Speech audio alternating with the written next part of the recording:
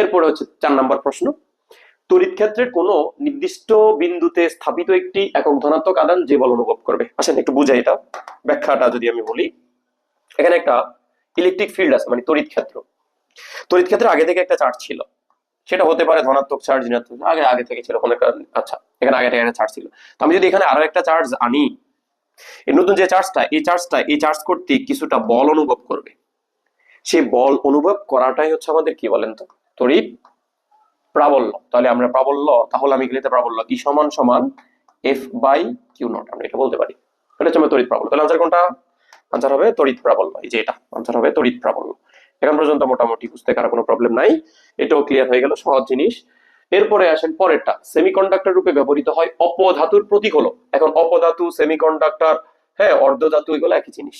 আচ্ছা, তো এরা কারা? যেমন কপার একটা ধাতু, অ্যালুমিনিয়াম একটা ধাতু, জিঙ্ক একটা ধাতু। তাহলে আনসার কোনটা? আনসার মাস্ট বি হচ্ছে গিয়ে জার্মেনিয়াম।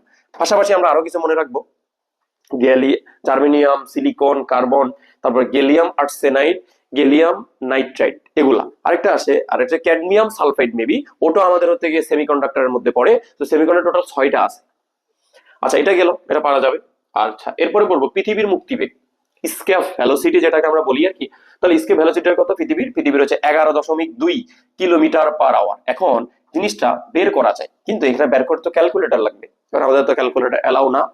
হ্যাঁ, তো আমরা অলরেডি কয়েকটা মান জানি, যেমন পৃথিবীর পৃষ্ঠে জি এর মান হচ্ছে 9.8, 45 ডিগ্রি অক্ষাংশে জি এর আদর্শ মান ধরা হয়। পৃথিবীর আমি ভর জারি এম, সেটা হচ্ছে 6 × 10⁻24 কেজি। হ্যাঁ, পৃথিবীর একটা ব্যাসার্ধ জানি আর, সেটা হচ্ছে 6.4 × 10⁻6 মিটার। এই মানগুলো আমরা জানি।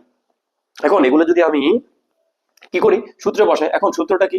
সূত্রে জানি বি ইজ ইকুয়াল টু রোটোভার অফ 2gm বাই হচ্ছে ডিভাইডেড বাই আর। এখানে বসাইলে পাবো, অথবা আরেকটা সূত্র জানি আমরা, রোটোভার অফ 2gr, এই যে এই সূত্র হতে পারে। আমরা এখানে মানগুলো ইনপুট দিলে এটা পেয়ে যাবো। রিলেটিভলি আমি আরো দুইটা ইনফরমেশন তোমাদের একটু বলে দিই। সে দুইটা ইনফরমেশন হচ্ছে এটা, হ্যাঁ সে দুটো ইনফরমেশন হচ্ছে এটা। একটা ইনফরমেশন হচ্ছে, যদি সেটা মাইলে আসতো, মাইল, যে কত মাইল, তাহলে আমাদের মাইলে হইতো আনসার হইতো 7 মাইল। অথবা এর আরেকটা একক আছে, মানে আরেকটা ভ্যালু আছে, সেটা হচ্ছে 25,000 মাইল পার আওয়ার, এই আরেকটা হতে পারে। দুইটাই পৃথিবীর ক্ষেত্রে দুইটাই 3টা মান আছে। এখন এবার আমাদের চলে আসছে 11.2 কিলোমিটার পার সেকেন্ডে চলে আসছে। মাইল দিয়েও আসতে পারে, 25,000 কিলোমিটার পার আওয়ার দিয়েও আসতে পারে, দেখে রাখাটা জরুরি। আচ্ছা, এরপরে এটা গেল।